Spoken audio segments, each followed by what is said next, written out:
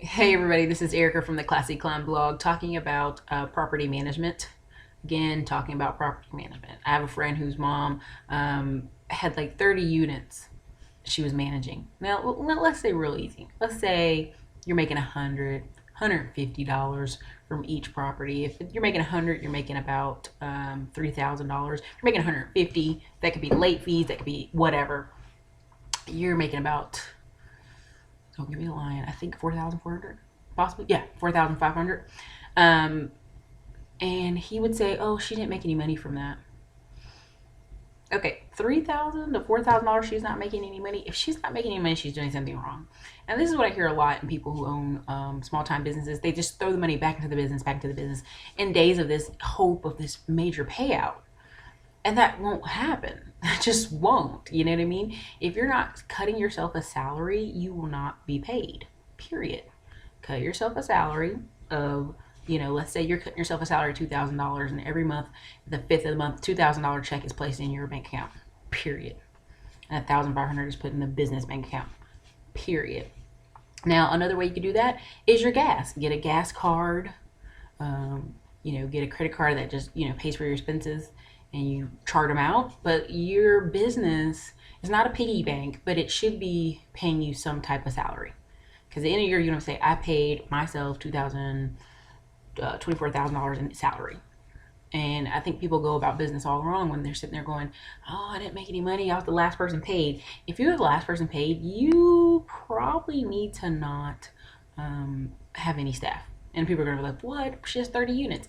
Yeah, she has 30 units, but honestly, have a voice recording that says, if this is an emergency, call this number, and it's your, whatever, your repairman that's on call, not fully salaried with you, not on time every week working with you, your employee. He's just a salary, one time, go out, fix the house. And that, if something has to fix and it was damaged by the tenant, they get charged for it.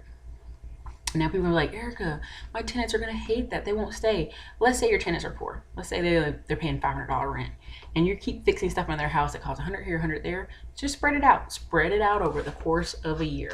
Go, look, you guys owe $150 in repair. So you guys are going to pay an extra $10 every month till it's paid off. Now they may get pissed. They may get pissed and they may not resign. But guess what? You're still going to get that income, and you're not going to just be eating repairs. You're not going to make the owner of the property eat the repairs either. Period. Now, if they pay on time and they're good with that and they pay all the costs, don't raise their rent. Maybe, say, "Listen, you guys, since you worked out all your repair costs, the rent's not going to be raised this year." Those people will stay for 10 years. I mean, it's crazy. Now, I know they're going to tell you, "Erica, you always want to push rents." Yes, you always want to get 2%. You want to get 1%. You want to get something.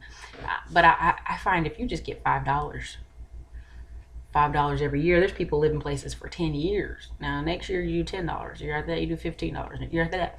But do repairs to the building. I mean, I see people that originally charged them $400 rent, now they're charging them $700, and the house is falling down. That's ridiculous. Don't wait till they move out to do the repairs that are needed. Sometimes you have to just tell clients, "We are coming in and we're replacing the windows in this bedroom, move everything out the way, period. You got 2 days to do it." And however many days it takes for them to move the window out of that one room, and if you got to do it one room at a time, do it. If you have to paint the house, go, "Look, hey tenants, the house is being painted this day. Remove all toys and just extra items around from the front. It's going to be painted today in these 2 days, and you have to be out of the way." So, I mean, there's multiple ways you can do this. Multiple ways. You can get money from tenants. You could get income out of your business and not freaking out and saying, "This doesn't get me any money."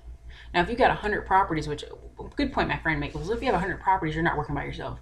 Of course not. If you have 100 properties, you have a girl that's in the front office. But if you have 100 properties and you're getting $100 to $150 per unit, you're at $10,000 or $15,000 income a month. You could afford to pay a girl in the front office $2,000, maybe part-time if she's a mom.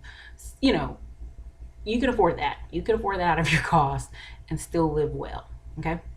So again, this is Erica, Classy Climb blog, and that's classyscl.com.